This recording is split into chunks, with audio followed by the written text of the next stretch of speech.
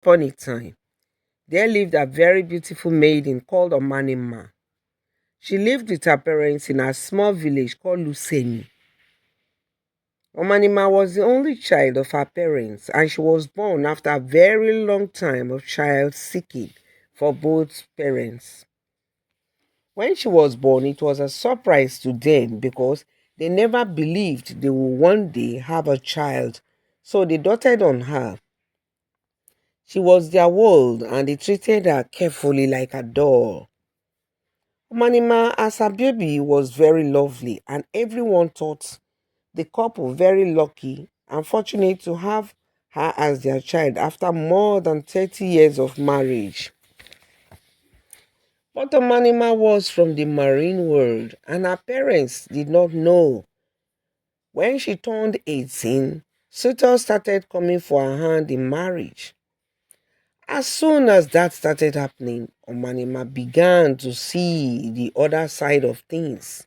Her spiritual family started appearing to her. Her parents, siblings, and husbands in the marine world started to appear before her. Wherever she went to, they would come to her and sit with her talking. The love they showered on her was much more than what the physical world could give her. She began to tell her parents that she wanted to go back to her family in the spiritual world.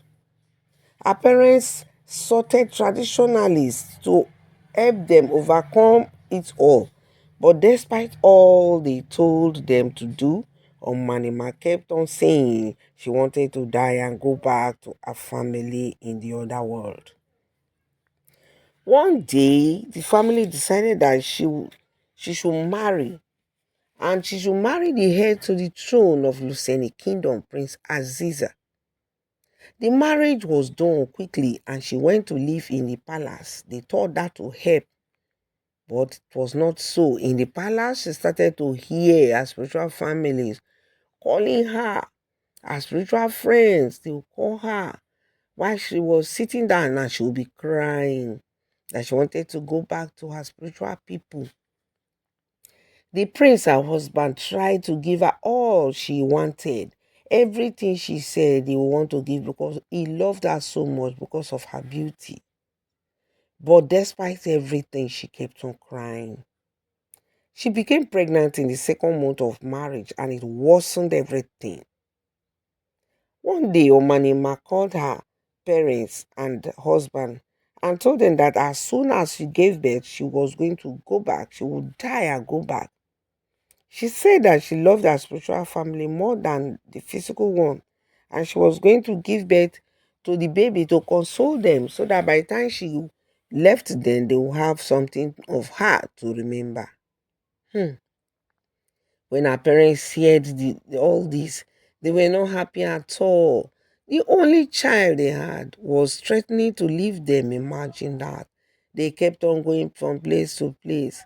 Imagine, maybe due to their seeking of child now, going from one place to place, they got a marine child. And now, for them to make this child to leave now was a pain in the neck because no way, there was no way, nothing they had not tried. So they were crying and praying for her not to leave them. But they had no hope for the future. So one day, while they were thus crying, a young boy called Archie was passing, a very young man.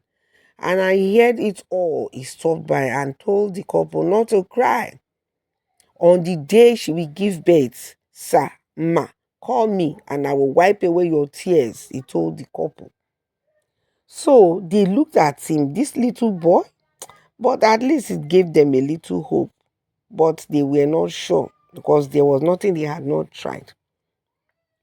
On the day Omanima was giving birth, her mother quickly remembered what the young man had said, the very young man had said, and ran all the way to Archie's home to call the young man. As soon as Archie got the news, he plucked the ajama leaf by the roadside and held it tightly in his hands, and off he ran to the palace. Omanima was already dying as he got there. He squeezed the leaves and dropped them on Omanima's body. And immediately Omanima opened her eyes and shouted, "Why are you disturbing my journey to my people?" she shouted. Young Archie replied, "You go nowhere, understand? I must leave. My people have come for me. The ship is about to sail and they are waiting for me," Omanima cried. "That ship will sail away without you today, okay?"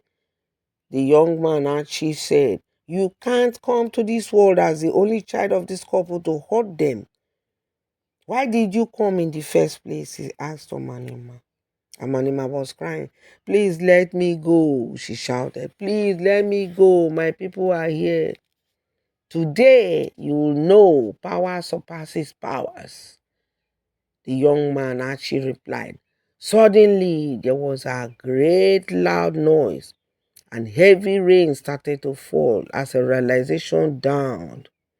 Omanima spiritual people, having waited and been driven by that liquid placed on Omanima's body, they dropped Omanima and left. Archie pressed the remaining liquid from the leaf into Omanima's eyes and she became still. Everyone thought she had died, but a few minutes later she woke up coughing. Her parents shouted in joy as the realization that she was still alive dawned on them. Omanema recovered and gradually started living a peaceful life after giving birth to twins.